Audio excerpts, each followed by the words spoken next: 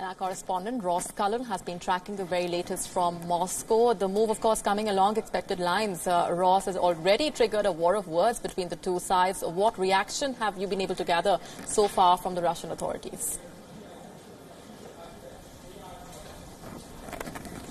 The Russian Deputy Foreign Minister, Sergei Ryabkov, spoke to Russian media, and he said that the issue of talks is not entirely off the table. So this would be a possible future talks with the US about different issues. The issue of the weapons, that's the main problem at the moment. And he says that there could be some form of moratorium maybe agreed with NATO in Europe and with the US as well when it comes to future where to station future weapons and the development of future weapon systems. But at the moment, this is really, as you said, an expected move.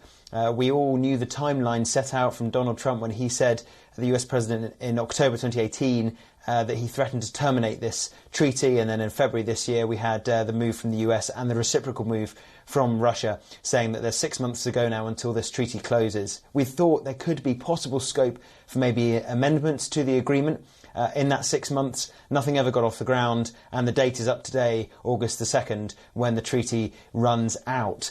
There is one remaining weapons agreement between the US and Russia, and that now comes into the spotlight, which is the New START treaty, agreed by former presidents Barack Obama in the US and Dmitry Medvedev here in Russia in 2010. That treaty is set to expire in 2 years. So there needs to be some movement on either side quite quickly if they want to ensure that that agreement remains in place. But based on how they've both reacted and how they've both behaved when it comes to whether they want to maintain the INF treaty, that remains to be seen if there is going to be the will on both sides to maintain the New START treaty.